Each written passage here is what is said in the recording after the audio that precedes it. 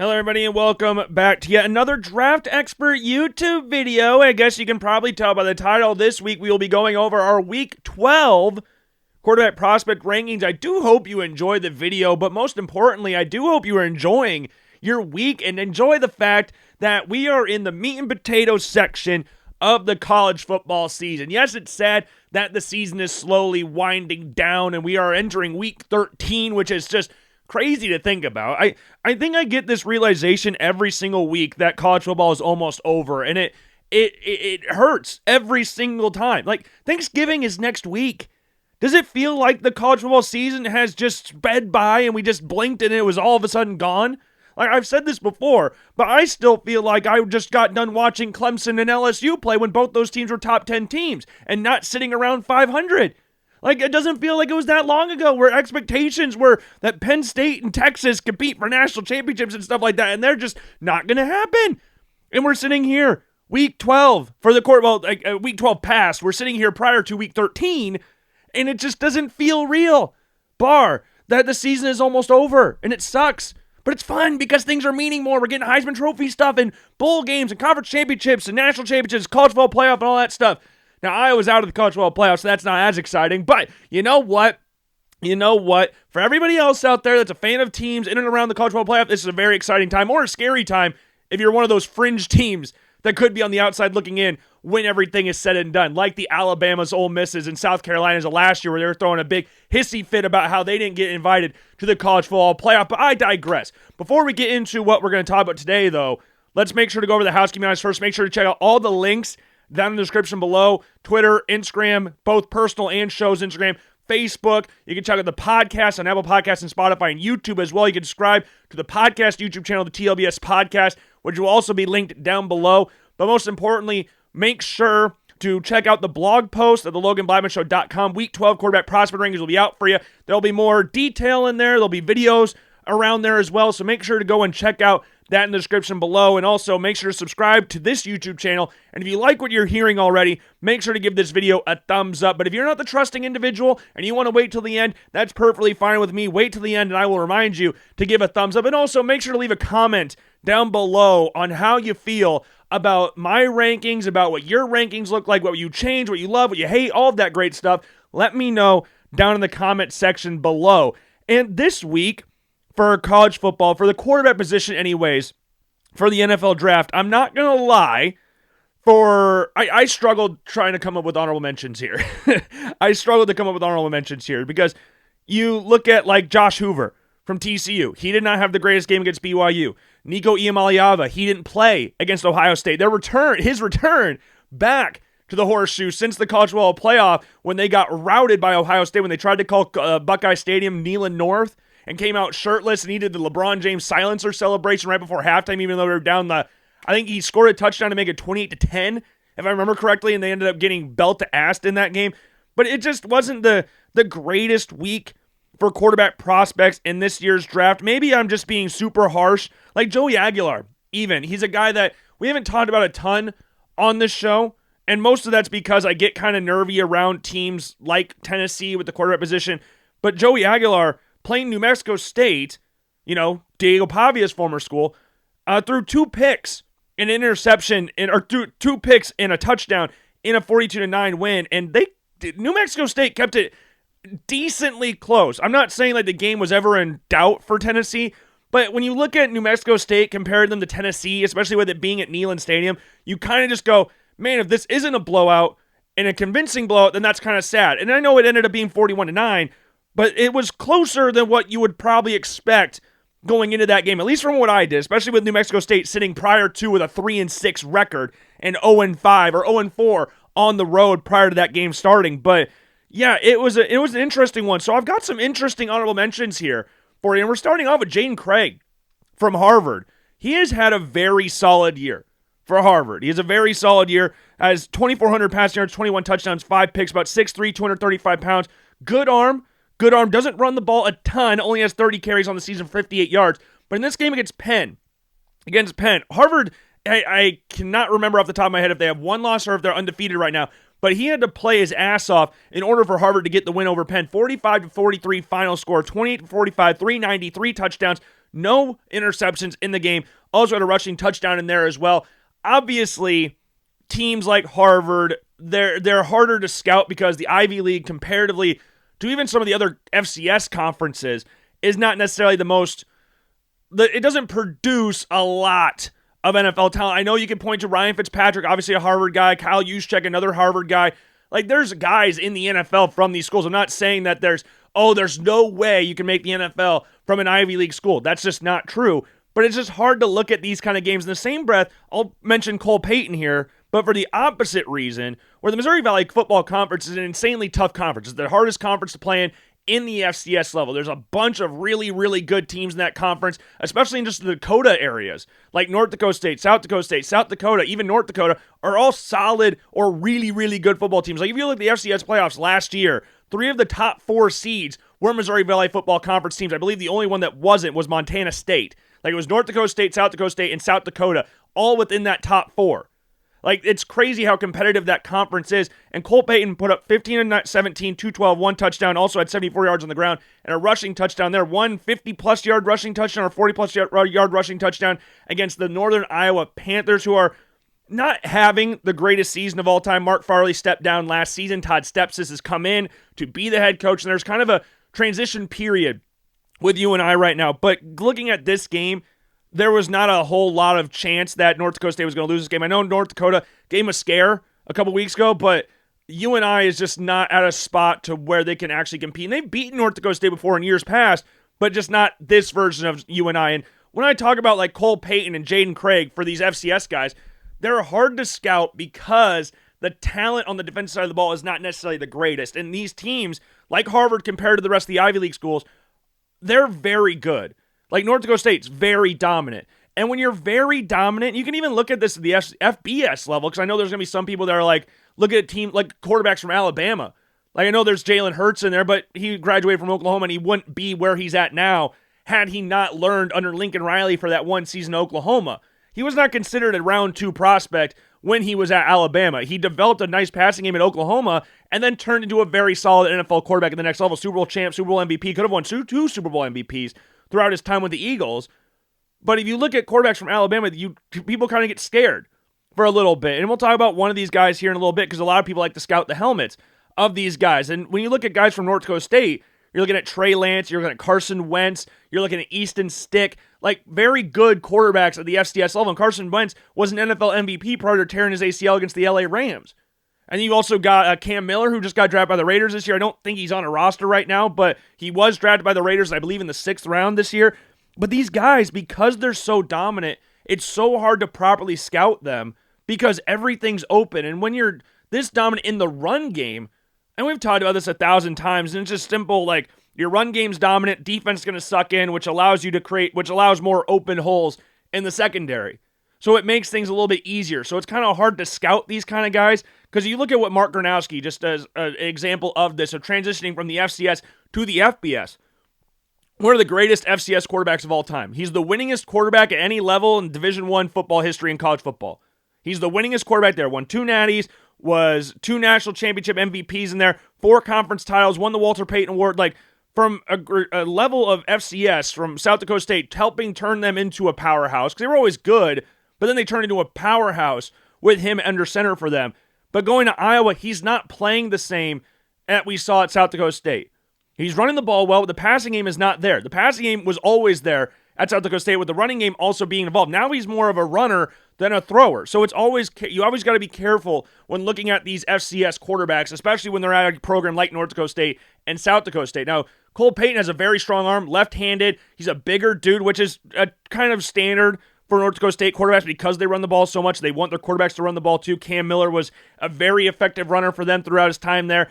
And Payton, I could see reality where he could turn into like a Taysom Hill type player. I could really see that reality in there. But if he turns out to be a good NFL quarterback, that's fine. But Jaden Craig from Harvard, I don't know what his eligibility is looking like. I don't know if they're talking about him transferring or anything to a FBS school or something like that. I'm not sure. But from what we've seen from him at Harvard this year, he's put up good numbers. He's flashed some good stuff in there, and he deserves an honorable mention section here. Also got Taylon Green from Arkansas, one of the saddest 2-win seasons I think I've ever seen in my life, barring the Notre Dame game.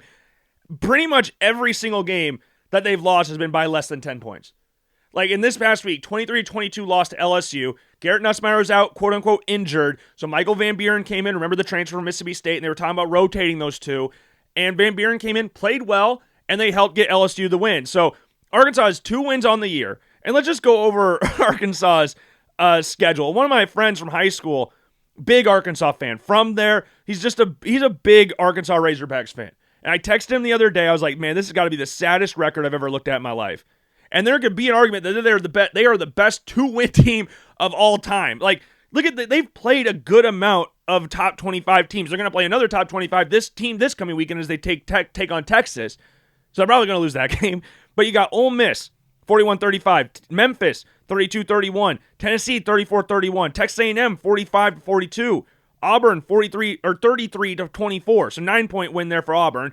Mississippi State 38-35 and LSU 23-22.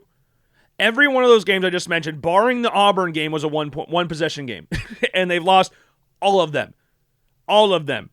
And that Notre Dame game, that's its own thing. That's its own monster. I don't even know what you want to call that. Notre Dame was just being mean the entire time. They were running fake punts up by 30 points in the second half. Like, what are you trying to prove here?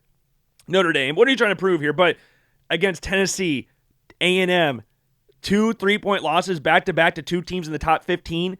Like, that's crazy. That's crazy. But Taylon Green in this game against LSU didn't have a passing touchdown, had 2 interceptions, 70 yards on the ground, and a rushing touchdown there as well. Then you got Sawyer Robertson, kind of an expected game. Utah beating the crap out of Baylor, 58-28. Sawyer Robertson threw the ball 58 times, so by proxy, he had 430 yards. I mean, when you're losing a game like that, you're going to throw the ball more. So I always get, like, I don't want to say hesitant when I see, like, threw 430, like someone says, oh, he threw for 430 yards. Yeah, he threw the ball 58 times. I would kind of expect him to be at least close to the 400-yard mark if you throw the ball damn near 60 times. And he had 3 touchdowns, 2 interceptions in the game in the 58-28 loss to Utah. And then the final honorable mention section, I feel really sad for this one because I really like him. And he has been in the top 25 top 10 all season. But then last honorable mention section is Lenore Sellers.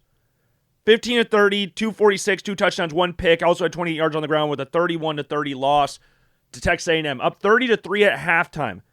Every single thing that could have gone right went right for South Carolina. Marcel Reed threw a couple bad interceptions in there. Lenore Sellers, 2 passing touchdowns, 1 really good deep ball down the far sideline. The other one to Nick Harbor, who just flashed his athleticism because, they have to talk about that. He's the track star. They got to say that every damn time Nick Harbor touched the ball. And they had that weird interaction with the cop in the tunnel. That was so. What was that? I feel like we need to talk about that. What the hell was that dude doing? Now, I'm not talking about Harbor, obviously. I'm talking about the cop. What the hell was that? I think I saw something. He got relieved of his duties because that's just I don't know. That was stupid. That was so stupid. But they ended up losing the game, all in all. And yeah, I've said this a few weeks now that I am more and more sure that he needs to go back to school. And I saw some people on Twitter calling a Walmart version of Anthony Richardson. And the thing is, with Anthony Richardson versus Lenore Sellers, I could say probably I liked Anthony Richardson more at this point than I like Lenore Sellers now. And that's not saying anything negative because I liked Anthony Richardson when he was at Florida. And what's happened to him with the Indianapolis Colts is just not... I say what's happened to him with the Colts. What he's done, or hasn't done, I guess, with the Indianapolis Colts has been kind of hard to watch. But I liked him at Florida. I thought he had a lot of talent in there. Could make some really good plays. Lenore Sellers, though, I don't think at this point in time he trusts anybody at South Carolina. And I can't blame him. I'm not sitting here going like, oh, shame on you for not fully trusting everybody around you. The offensive line is terrible. The receivers, there's a 50-50 chance that they catch it or drop it. Actually, I would say 60-40 that they drop it. They have no running game, no semblance of a running game. Their defense is solid. They got some decent players on defense. But their offense is so... I don't even know what you want to call it. It's just not good. Like, there are times this season, I brought this up before, where Lenore Sellers snaps the ball, and there's a defender in the backfield as soon as the ball gets to him. And it's just creating this negative space of, like, he doesn't feel comfortable in the pocket whatsoever. So he tries to make something happen, and sometimes that leads to him holding on to the ball a little too long and taking some really bad sacks in the process. And we've seen that more and more as the season has progressed, and these turnovers that he's been having recently are just not ideal. And there was a little bit of a fumbling problem going into the season that people talked about, and when he's in the open field or when he's creating something, he's one of the hardest quarterbacks to bring down in the country, if not just the hardest quarterback to bring down. But it makes it hard to break a tackle when there's 3 other defenders waiting after the first tackler gets there. And it just sucks. And I think this game was kind of like the final nail with the 4th and 16 play at the end of the game. I think that's where it kind of was like, okay, you just need to go back to school. And I know it's one play, and I know it's 4th and 16 with the game pretty much done and dusted, but I don't understand the thought process of trying to run it in that situation and taking, I don't know if they credited it as a sack or a 1-yard gain or what, but I don't know what the thought process was in there, because on 4th and 16, you've just got to throw it down the field. At that point, it doesn't matter if it gets intercepted, because the game's ending whether you complete the ball or throw an incomplete pass, interception, or get sacked right there. So if you're going to take the sack or take the tackle just a yard behind the line of scrimmage or beyond the line of scrimmage or whatever, you might as well just chuck it down the field. But that, again, shows me that he doesn't trust the people around him at South Carolina. And again, I don't blame him in the slightest. Now, he could be one of those guys, and I've alluded to this before, that he could be one of those guys that goes to the NFL and becomes a better player than what he was in college. That's not out of the ordinary. It's not something that happens all the time, but it can happen at the next level if put in the right opportunities and given an organization with a coaching staff and GM and players around him that can actually build him up. Like, people are talking about that with Drew Aller as well. Like, Penn State was limiting him on what he could be as a quarterback at this level. And they hadn't fully developed him despite him being his 3rd year as the starter. And Lenore Sellers took a step back. Like, there were some games where you could look at the Missouri game. I thought he played excellent against Missouri. In Missouri, nonetheless. And then there's some plays you look at where you're like, there's not a lot of other players that can make those kind of plays. But then there's other times where you're just scratching your head and feel really frustrated that you're seeing what's happening in front of you. Because Lenore Sellers is too damn good to be on a team that's this damn bad. Like, they are a bad football team. And I don't know what the future holds for him as a transfer, if he goes to the draft or whatever, but I, again, would go to the draft. And it also has something to do with what draft do you think you have a better chance of being a first-round draft pick? And I think, like, you look at Anthony Richardson, who was raw when he came out of school, but you look at the draft class that he was going into with Bryce Young, CJ Stroud, and Will Levis, and looking at what was going up next year with Drake May and Caleb Williams, who at that point in time when the 2023 draft was going on, it was like, oh, those two are the top 2 guys in the draft. Like, you're not going to be a top 2 guy. You could be a top 2 guy in this one. You could. I'm not saying that he was ever going to be, but there was a better chance with those two than Williams and Drake May. And then you have Jaden Daniels on top of that. Michael Penix, Bo Nix all went back to school as well. So it was kind of like, which year do I think I'm going to have a better shot of being a first-round draft pick? But with NIL and stuff and everything like that, you don't necessarily need to push that.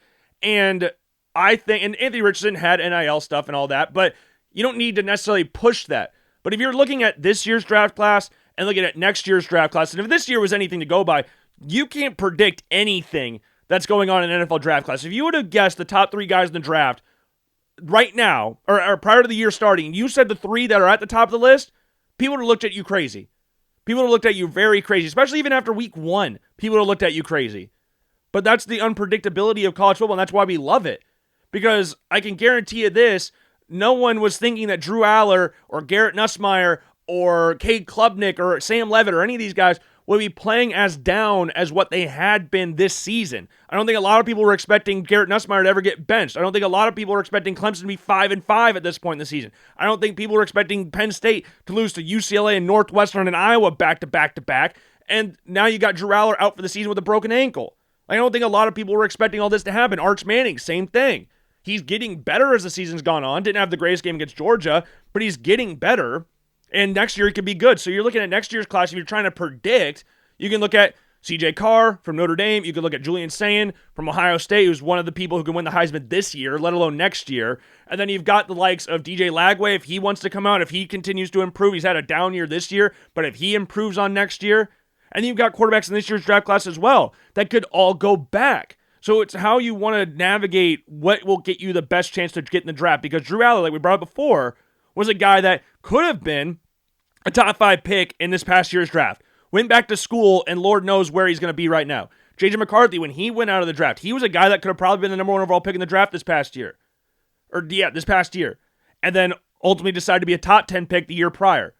Because he's like, I did everything in college, I want to go to the NFL. And I know it's not going great for him in the NFL right now, but those are the conversations you need to have with your people. And if Lenora Sellers thinks that he can get to a spot in the NFL that can properly develop him, then go and do that. But in my personal opinion, which doesn't mean a whole lot here, I would go to transfer somewhere else. I know Miami gets talked about quite a bit, but he just needs to go somewhere else that can properly develop him and get him in a spot where he can trust those around him again. Because again, he does not, you can clearly see it. It's not like it's something I need to hide here. He doesn't trust anybody. And you could say that's a good thing, bad thing, whatever. Or if you say I'm reaching a little bit here, but if you watch South Carolina this year, I can promise you that's what you'll see more often than not. And I got to keep reiterating this. I do not blame him. I think he's 100% valid in doing that and feeling that way. And I hope he, again, goes somewhere that can properly develop him. But looking into the top 10, number 10 on here, we got Cade Klubnik from Clemson, guy we brought up before. 22 of 34, 187, 0 touchdowns, 0 picks.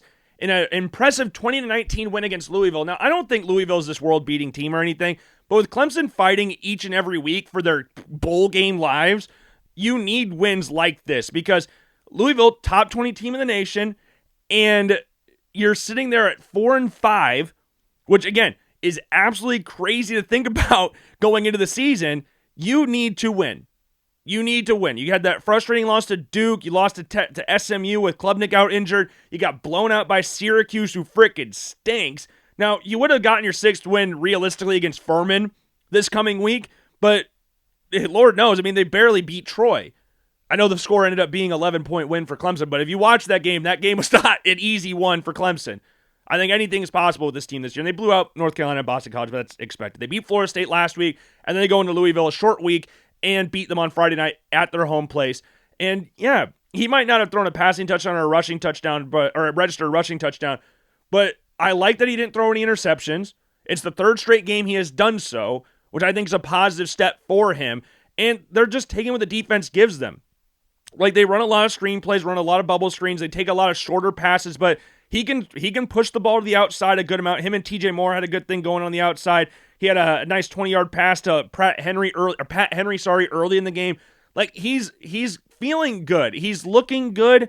It wasn't like this crazy efficient game or anything, but he's playing good. He's playing with confidence, and I think that's the most important thing for him as the rest of the season goes on and as we get into the draft process, because Klubnik, like we just talked about, there are a good amount of quarterbacks that could go back this year. So he could be one of the first quarterbacks off the board should that happen. I'm not saying it will happen, but he comes in at number 10 on here. Number 9 is Carson Beck. And I'm happy, and he might move up to 8. So you'll have to click on the blog post to see the final one number. And I'm still kind of trying to figure out what I want to do with 7, 8, and 9. I'm needing to figure what I want to do with that. But check out the blog post to get a firm answer. But around this area, I got Carson Beck, Trinidad Chambliss, and Brendan Sorsby. And it's hard because Carson Beck, I think, played his best game in a few weeks this past weekend against NC State. 41-7 win, 21-27, 291, 3 touchdowns, no picks. It's actually the first time he's thrown 3 touchdowns in a game since they beat USF all the way back on October 4th. Or no, against Florida State all the way back on October 4th, sorry. But it's nice to see this kind of performance from him because we were starting to see little glimpses of his Georgia days. You look at the loss to Louisville with the 4 interceptions. You look at the loss to SMU a couple weeks ago. There were not a lot of fun, I guess we could call it, press conference answers from him. And that was kind of the signs of things that we got at the end of his time at Georgia, where it was everybody else's fault. We brought that up after the Louisville game. And I think now, I talked about this last year. Carson Beck is a very confidence-based player. Very confidence-based player. Like, if things go good, then he's smiling, jumping around, high-fiving everybody. But when things start to go bad, his head starts to dip. He looks miserable. And it's hard for him to bounce back from that. But I like that he was able to, he's been continuing to stack good performances. He had a good performance against Stanford.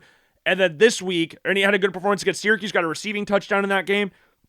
But this week against NC State, who beat Georgia Tech a couple weeks ago, this was a very good showing for him. Threw the deep ball really, really well. Put the ball in spots where only his receivers could get it. Sometimes he threw the ball high, and sometimes took a little bit off of it. One thing with Beck that I've talked about before is that sometimes on his deep ball, he gets a lot of loft on it. He throws it really high. So sometimes the ball stays back on him a little bit, and sometimes it forces the receivers to come back to the ball. But the receivers that Miami has and some of the tight ends they have, you look at Lofton, you look at Moore in there as well, who are able to go up and get the ball from the defenders, from the smaller defenders. Because they got some big receivers. Marion made some nice catches throughout the game as well. And I just think Beck played with confidence. I think he played with a lot of confidence in this game. And you look at one of the play that's impressed me the most from Beck in this game was a 20-yard pass to Marion. And it was 24-0 at the time, 2nd and 16, and Beck slides with the protection. Like, he has an edge rusher coming around he has the pass rusher coming around the edge free, gets past the left tackle, he steps up, slides to the left, and starts rolling to the left, gets the defender, the nearest defender, to suck into the flat receiver before hitting Marion along the sideline. Getting the defender to suck in allowed that hole to be a little bigger. He probably still could have made the throw regardless, but that gave him that little bit more time in that bigger window because you made the defender think about it a little too long, and he made a really strong throw to Marion along the sideline. Like, that's the types of plays I like seeing from Beck. He's not a plus athlete or anything. He's not going to break off massive yards in the running game or anything, but his pocket mobility and pocket awareness is solid. I'm not going to sit here and go like it's everworldly or anything like that, but that was a great play of him stepping up around the defender, getting to the left, and manipulating the defender with his eyes before hitting Marion along the sideline for the easy 20-yard pass. That's what I like to see from him. That's what I like to see, and he got some jump balls that he had in there to Moore, to Lofton. Like, he played really well. He played really, really well, and I hope he can continue to build on this as the season goes on. And then Trinidad Chambliss, number 8. But again, this could vary. By the time this video comes out, the blog post could look a little different. So I would make sure to check out the blog post in the description. But Chambliss comes either at number 7, 8, or 9. And in the game against Florida, 26-35, 301 through the air, 1 touchdown, 1 interception. Interception was unfortunate. I guess you could say it wasn't a great interception. He just he flat out just didn't see the defender, I don't think. He faked the ball to the flat, had the running back going in the flat, flipped his hips back to the left, and threw it, and there was just a Florida defender standing right there. It was the first play of the drive right at the end of the first quarter, and he just jumps up and makes the pick. It's an unfortunate play, but when you flip really quick from the right to left, and you had that initial read in your head, and you flip back and you throw it, like, he might have been saying, oh shit, to himself right as he was letting the ball go, because he had his mind made up on where he was going to go to the football after the fake to the flat, and the defender was just standing right there. But what I like about Trinidad Chambliss, and we've talked about this before with him, is that he's a baller. Absolute baller. He might not be the biggest dude in the world. He's generously listed at 6 foot, but he knows how to make plays. And he can pull things out of his ass better than a lot of quarterbacks in college football. Like, he had a play on 4th and 6. They're losing the game, 24-21, if I'm not mistaken. I might be misremembering the score. 24-20, sorry. In the third quarter, 4th and 6, right at the start of the third quarter. Ball gets batted at the line of scrimmage.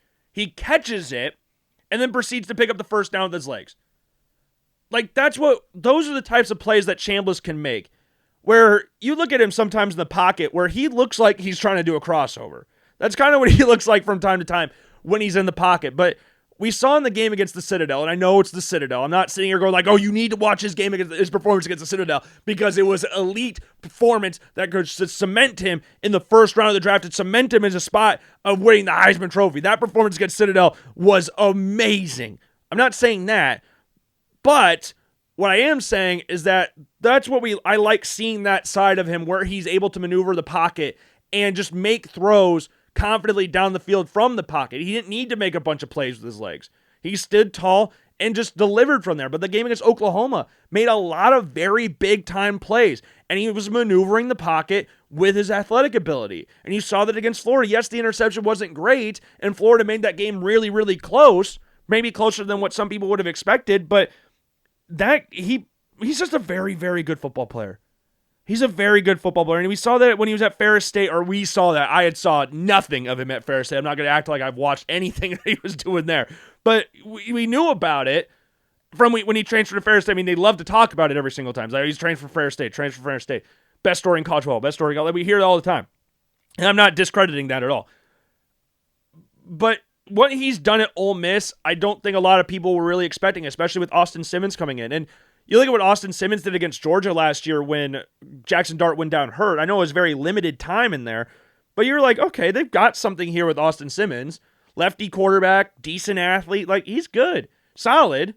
And then you look at the first 2 games of the year, and then he gets hurt with an ankle injury, which is ironically the same injury Jackson Dart had when he got his first chance against Georgia. And then Chambliss comes in and just refuses to take his hand off the ball. He does not want to leave the field. He's an absolute gamer. And I've been seeing stuff that they might be looking at giving him another year of eligibility for Ole Miss. I don't know if that's going to happen, or I don't know if that's even possible. But he's been awesome.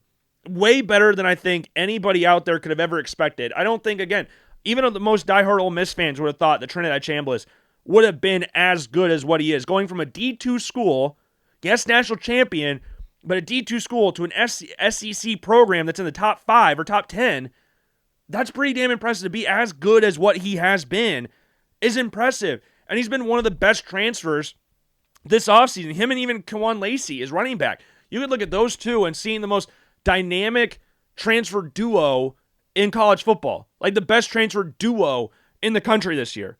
And yes, you could look at like Casey Concepcion from A&M, going from NC State to A&M. Fernando Mendoza going from Cal to Indiana. Obviously, one of the favorites to win the Heisman Trophy. He's probably the most impactful transfer in that regard. Because given what Curtis Work did last year, I don't think a lot of people were thinking that they were going to get an upgrade. Even though we did talk about that prior to the season starting, that he was an upgrade on him. But like for a duo, for the expectations that were placed on him, it's hard to say that there's not been a better duo than Chambliss and Lacey. And I think this season he's proven a lot of people wrong, and he could be, I don't know what round he'll go in the draft if he even declares this year, but he's a very good football player. And even Lacey in this game, 224 yards rushing, 3 touchdowns, like that craziness, absolute craziness. But he comes in there. Next one on here is Brendan Sorsby. Brendan Sorsby is an interesting case because if you're talking about arm strength, athletic ability, all that stuff, he's one of the best in college football. The amount of velocity he can generate from the pocket is truly impressive. He's got this thing that we like to call arm arrogance. Like he thinks he can make every single throw on the field, and when everything's clicking, yeah, he can. He can fit the ball in any tight window. He can get the ball out ridiculously quick. He's got a quick release in there. Has got good size. Again, got good athleticism in there. But the thing is that's kind of scaring me right now is the kind of the same thing that scared me last year is the dip from Cincinnati and him as the season goes on. And I know Utah and Arizona are 2 good football teams. They got belt to ass against Utah. But this is kind of what happened last year where we're kind of seeing the inconsistencies with him as a passer. And, like, again, there's some throws that he made in this game against Arizona that you're like, okay, that's a crazy throw. Absolute crazy throw. Like his 37-yard pass to Allen. Like every single defender pretty much from Arizona bull rushed him, and he's able to get the ball over top to Allen, who had to step on his defender, floated in there for an easy first down, 30-plus yard gain. Had a 35-yard pass to Caldwell in there as well. Like, Brendan Sorsby is so immensely talented, but it's scary because it's not like, what's the word I'm looking for? Sometimes the ball can sail on him. Sometimes he battles some inconsistency issues in there. And this week was the first time he threw an interception at home, and he threw 2 interceptions, one of them coming on the very first play of the game. And It was just one of those things where I don't think he saw the defender. And the defenders did a nice little pop pass to each other where they popped it up in the air and the other one came down with the ball. The second one, if he had a clean pocket, I could make an argument that it could have been a touchdown. But he didn't, and the ball sailed him a little bit. Defender made a very nice play on the ball to come over with the interception. Like, Sorsby, I think, is close. I think he's close. And if you're looking at people like him and Sellers, I don't really know what you would say. Like, Sellers is on a worse team in a, what do you call it? What's the phrase? An objectively better conference. So it's kind of hard to judge the two, but in regards to arm talent, size, athletic ability, they're two of the better prospects in this draft class. And I think if I had to guess right now on which one will go back to school and which one will go to the draft, I would guess Sellers is the one that goes back to school. Sorsby really could and probably should go back to school, especially with how he's looked these past 2 games. But I could see a reality where he does go out this year because he does have the numbers to back up his case, whereas Sellers doesn't. And again, that goes to environment, conference, all that stuff. So, like, Sorsby has 22 touchdowns, 4 picks on the season. Lenore Sellers, in contrast to that, and stats aren't everything. I'm not sitting here going like, oh, you need to follow these stats because the stats are the biblical here. But 9 touchdowns, 6 picks is not necessarily something that people look to. Like, you're raw, but it's not clicking there because I can look at your numbers too and go like, oh, those numbers aren't very good. But again, numbers are not everything here. And we've talked about that 1,000 times on this show. They're not everything. But if you're talking about someone looking at him from a draft prospect, the numbers will play a part because then we can see, okay, look at what he can do when everything's linked up. And so far for South Carolina, barring the Virginia Tech game and the Missouri game, there hasn't been a lot of times where everything's looked in sync for South Carolina on the offensive side of the ball. The defensive side of the ball, they've looked good. They've done good against Alabama. They did good against LSU. Like, there's only so much you can do before you break completely if the offense is just not moving the ball. But Sorsby is a guy where I could realistically see go back to school. But right now, if I had to say between the two, Sellers and Sorsby, I would guess that Sorsby is more likely to go out this year than Sellers is. Just a feeling that I have. And I don't really have any like firm reasons to believe that other than just my opinion. But that's based off what I've seen. I think it'd be smart. I wouldn't be upset if Sorsby went back to school either. I think that would be a pretty smart decision as well. But I'm like 75% sure, 80% sure Sellers going back to school. I'm probably about 50-50 on Sorsby at this point in time for going back to school. Number 6, though, I got John Mateer. 15 to 23, 138, no touchdowns, no picks, 1 rushing touchdown there, 20-yard rushing touchdown in a 23 to 21 win against Alabama. And we'll talk about Ty Simpson here shortly. But I did not see this one coming. Maybe I should have, because Alabama had not been playing great prior to, like, post-Tennessee game. Because you look at the South Carolina game, and you look at the LSU game. They won both of those games, but they beat South Carolina by the skin of their teeth, and they did not play good against LSU at all and still won 20-9. And that was mostly because Garrett Nussmeier couldn't get anything going in the outside ball. I know he went 18 to 21 or whatever, but that's not indicative to actually pressing Alabama in that game. So I should have seen it coming, but in the same breath, I hadn't really been that convinced of Oklahoma post the Auburn game. Like, they didn't look great against Texas. They didn't look great against Ole Miss. They had that win against Tennessee, but Joey Aguilar kind of gave that game away to them. They hadn't really played that convincingly post the Auburn game, which is the game where John Mateer got hurt, and he's rushed back from the injury, and his play had dipped a little bit. Where a guy, he was the favorite to win the Heisman Trophy early in the year, to now it kind of like dipped down a little bit, and he's another guy that could go back to school next year. But John Mateer, this is, again, a prime example of numbers don't mean everything, because he's got 8 touchdowns, 7 picks on the season. Got 8 touchdowns, 7 picks. But in the game like this against Alabama, most important thing to do is not F it up. Because Oklahoma's defense and special teams units were on another planet in this game. Like, Alabama scored 21 points. Oklahoma scored 23. 17 of those points for Oklahoma came directly off of an Alabama turnover. Whether it was a pick six, an 86-yard pick six, or a fumble on the punt return by Ryan Williams, which led two plays later, led to an Oklahoma touchdown, or a field goal. Like, the Alabama turned the ball over three times. Each time, those led to points for Oklahoma. 17 points off of turnovers in this game for Oklahoma. I'm not sitting here going like John Mateer played an elite game or anything, but what I like about John Mateer is that he's a gamer. He's an absolute gamer. We said that prior to the season starting. He's another guy that thinks he can make every single throw on the field. Though I don't think he has the same level of arm as Brendan Sorsby does. I think he's got a good arm, and he can get a lot of torque on the ball from a very unstable base. He doesn't need to have a firm base to absolutely rip it down the field. We saw that one of his throws to Jared Kanek, where it was a 12-yard pass. Like, he just absolutely ripped it to him. Defender right in his face just ripped it to him. And when everything's linked up like that, it's very impressive. He had the same thing to Satenga. Later in the game as well, early on in the third quarter. And the 20-yard touchdown run, battled through defenders to get his way into the end zone. Battled a couple arm tackles, and then just bowled his way into the end zone. Like, John Mateer is a very good football player. And I don't think he played otherworldly in this game. He missed on some throws. But I liked what I saw given the situation that he found himself in, where you just don't need to screw up because your defense is playing at a crazy level right now. So you just need to not screw it up. And if you don't do that, then you're going to win. And that's exactly what happened. So he comes in at number 6. Number 5, I still have Darian Mensah here, even though he did not have his best game against Virginia. He didn't throw an interception or anything, but Virginia is just a better team. And Duke came into this game as the favorite, which kind of surprised me. And I know Virginia was coming off their first loss of the season, but Duke was also coming off a loss to UConn. So it's not like one team was hot, this unranked team was really hot, and then Virginia came in like, oh, they're rallying because they just lost their first game of the year. No, Duke was not bowling their way through the schedule at that point in time. So it kind of surprised me to see Duke as the favorite, and Virginia was just a better team. 34-17, 14 of those points for Duke came in the fourth quarter. And Mensah, again, just didn't play his greatest game of all time. He threw 2 picks against UConn last week.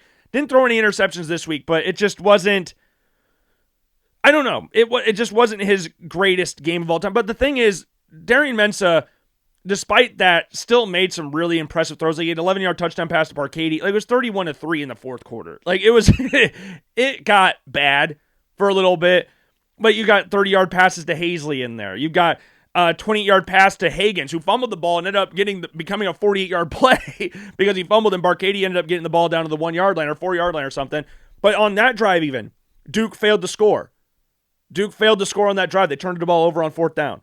Or I'm blanking if they turned the ball over on fourth down or if Mensah fumbled. I'm blanking a little bit there. But regardless, he had a very nice 32-yard pass to Landon King early on in the game, with his feet pretty much on the goal line. Mensah's a very, very good quarterback. Very, very good quarterback. Does he have the arm talent of someone like Mateer or Sorsby? No. But I like his ability to maneuver around the pocket and throw those layered passes. And he can make plays with his legs, though he's not looking to run ever. I mean, he has 44 carries on the year, is negative 68 yards now. A lot of that is sack yardage, because I hate this, that college football counts sacks in rushing yards. I think that's annoying as hell. But not the biggest runner, not the most looking for it runner, but he made some plays in this game while running the ball, pick up a couple gains of 6, 7, 8 yards in this game. He maneuvers the pocket well, rolls out of the pocket well, left or right. And again, it just wasn't a great overall performance for him, but he got over to 3,000 yards in the season. We gave him a round of applause for that. 3,000 yards passing on the year, 25 touchdowns, 4 picks. But yeah, just a unfortunate game for him, even though he did make some good throws in there. Number 4, I have Jade Maava from USC. I'm not going to lie, like, as an Iowa fan, I'm getting kind of sick and tired of writing up parts of this with teams beating Iowa. It was Fernando Mendoza first, then it was Dante Moore 2 weeks ago, and then now it's Jade Maava. Like, it's getting to a point of I'm getting frustrated. Now, I don't think we're going to have to do that anymore, at least for the regular season, because Iowa plays Michigan State and Nebraska. Neither one of those teams got draftable quarterbacks right now, at least that are playing. Aiden Childs, you could argue, but he's been hurt the past couple weeks. He has a boot on his foot, so he's probably not going to play. But this game against Iowa, in the rain, with the heavy football and everything, this performance against against this Iowa team that made Fernando Mendoza's life hard, who made Dante Moore's life hard, he and Mekhi Lemon had a damn near telepathic relationship in this game. Not damn near, just a telepathic relationship. He basically teleported the ball from his hand to Mekhi Lemon a bunch of times this game. Mekhi Lemon had 10 catches in this game. To put that in perspective, Iowa, their leading receiver, Cade Weechett, has 20 catches on the year. That's it. Mekhi Lemon had half of those in one game. And a lot of them were contested catches. Like, Mekhi Lemon may not be this, like, I don't know what you want to call it, this, like, physical specimen or anything like that, but he's got the best hands in college football. You see some of the catches that he made where Xavier Wampa comes over to hit him in the side. He still brings the ball in. Zach Lutmer's hanging all over the back of his jersey. Mekhi Lemon brings it in. And Maiava trusts him more than anything. And him and Jacoby Lane also had some great plays in there as well. And he made some big pickups with his legs as well in the game. But Jay Maiava against Iowa, that's one of the best games I've seen from a quarterback against Iowa in a little bit. I'm not going to sit here and go like it's the greatest of all time or anything, but some of the throws he was making, given the rain and everything and the fact that they were down 21-7, it made it that much more impressive. And he went 23-32, 254, with a touchdown, no picks. Which I think that no interception thing is a big thing for him because sometimes he can get a little too aggressive. And we talked about that against Michigan. We talked about that against Notre Dame, where he could get a little too aggressive and try to throw the ball down the field a little bit more than what he should, instead of just taking what the defense gave him. But in this game against Iowa, he trusts his receivers, he trusts his protection, he was maneuvering around the pocket well, and he made some big-time throws throughout the course of this game. I was very impressed. And he's another guy that could come out, that could go back to school this year, but I kind of forgot about this, that he was a starter at UNLV prior to going to USC. Like, in my brain, for whatever reason, I just pictured last year as his first year as a starter at USC, well, it was at USC, but his first year as a starter in college football. But no, he's got a few years under his belt, and if you look at next year's draft class, he's one of the guys that I think realistically could come back this year. But also, out of all the other guys that I've mentioned that said could come back, he's the one I'm one of the more confident that he will go to the draft. Because he's got the size, he's got the arm talent, he's a good athlete as well. He picked up a 20-yard gain in this game as well on the ground. He's a very good quarterback. And he's got still some maturity in there to learn from. Like, again, pushing the ball down the field a little bit too much, taking what the defense gives him, still needs to learn about that a little bit more. But overall, this season he's been playing really well.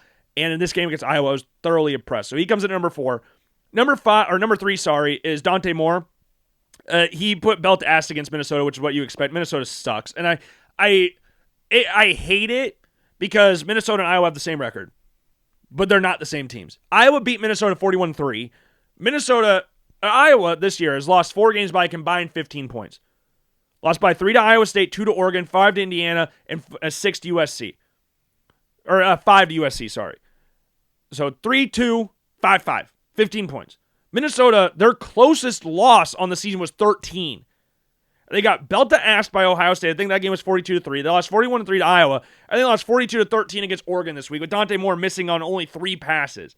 And there were some great catches in there, like Malik Benson made a great catch along the sideline first drive of the game. Kenyon Sadiq made a nice diving catch right after that as well for a 23-yard gain, sorry. But Dante Moore, when he's in rhythm, and I've talked about this before, when he's in rhythm, there are not a lot of better quarterbacks in college football than him. When he's in a rhythm. And in this game, he was in a rhythm. 15-yard pass to McClellan in there. 20-yard pass to Kenyon Sadiq again. 24-yard pass to Johnson. And he had the 3-yard touchdown pass to Sadiq, putting it in a spot where only Kenyon Sadiq could go and get it. Like, he was playing great. 13-yard touchdown pass to McClellan in there as well. You cannot ask for, like, against Minnesota, how they are on the road with a short week. It was kind of obvious they were going to blow the doors off them, but it was nice to see. Dante Moore, 2 passing touchdowns in the game, 21 touchdowns on the year, 5 interceptions, 183 yards on the ground. Not the most willing runner, does not like getting hit, but I thought played really, really well in this game. And I thought about moving him up, but I just kept him here at 3 for now. Number 2, though, number 1 and 2, I'm not gonna lie, I kind of got like a 1A, 1B type thing, because I think Fernando Mendoza, from a talent-wise, like arm talent, size, good athlete in there as well, I think will probably be the number 1 overall pick of the draft. I think the Jets will trade up and they will take him number 1 overall. That's my guess at this point in time, because the comparisons to Jared Goff as well. He's like a mixture of Jared Goff and Daniel Jones. And when I'm talking about Daniel Jones, I'm talking about more of his athletic ability than anything. He's not like an absolute burner. He's not like Josh Allen or anything in there from like the bigger quarterbacks in there. He's obviously not Lamar Jackson or Jaden Daniels or anything like that, but he's a good athlete like Daniel Jones. And you could see that again at Cal last year. And we've seen a little bit more recently from him at Indiana. I think he had a 20. He had a decent rush in this game. I can't remember how long it was, if I remember correctly. But the thing is, Wisconsin stinks. And Wisconsin did, to their credit, they did make this game a little bit closer than what a lot of people would have expected, including myself, because Wisconsin sucks, and I hate Wisconsin. And they beat Washington, so it was like, oh, they're going to fall back down to earth and get blasted by Indiana. The score ended up being 31-7, but it was close going into the second half. But Mendoza, 22 of 24, 299, 4 tuds in this game. No turnovers as well. No Elijah Surratt, but him and Charlie Becker are building a nice little chemistry there. He trusts Charlie Becker to go up and get the ball. He had a 31-yard touchdown pass to him in this game. And you saw that against Penn State as well. A 48-yard pass down the seam to Charlie Becker as well. He trusts the dude. He had a 2-yard touchdown pass to Says in there as well. A nice little floated ball in there. That's what we like to see. 10-yard pass to E.J. Williams. Then he had a 29-yard pass to Omar Cooper. Like, he picked apart Wisconsin, which is what you would expect. So he came in at number 2, and the reason I kept Ty Simpson at 1, I don't think Ty Simpson played particularly well against Oklahoma. He threw 1 interception, could have been 2, but he got called back for a defensive pass interference penalty. One interception ended up being a pick 6. And that one was weird because Oklahoma sent pressure. Brent Venables, great defensive mind, sent pressure. 3 guys on the left side of so center, left guard, left tackle, all block one guy for Oklahoma. All blocking one guy. Right side's got their side taken care of, and there's a guy that sprints right down the middle, speeds up Ty Simpson's clock, gets the ball out quicker than what he probably wants to, and ends up getting an easy interception and then 86 yards the other direction. Like, those types of things that I'm going to be a little bit lenient on for there. The second interception that ended up getting called back for pass interference, I'm not going to be lenient on. That was just a bad decision. But he still made some impressive. They got the 25-yard pass to Edwards, floated over top to Edwards, down the sideline. You got this 20-yard pass to Jeremy Bernard that got ruled incomplete.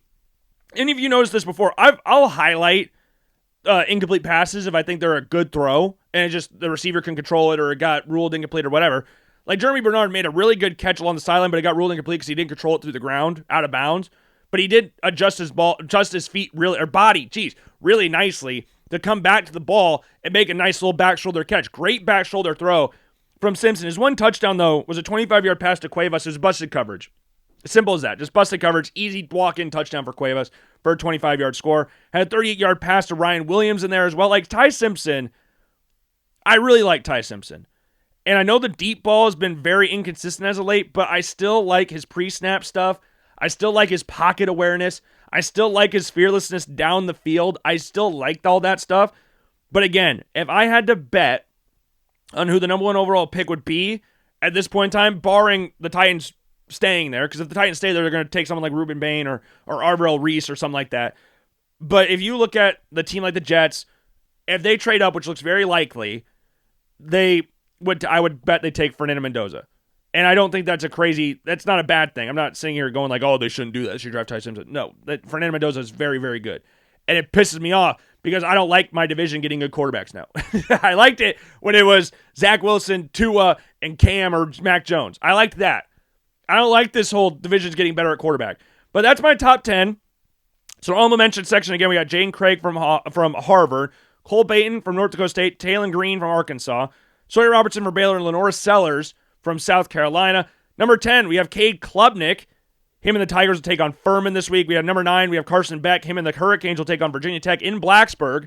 And I know Virginia Tech's not a great football team, but that game could be a little tougher than what some may be expecting it to be. And then you got number 8, or we could flip this around again. Check the blog post description to see what the final rankings are. But number 8, Trinidad Chambliss, bye week this week for the Ole Miss Rebels. They got the Egg Bowl next week, the following week, though. Then we got Brennan Sorsby. Him and Cincinnati are at home against BYU, number 11 BYU.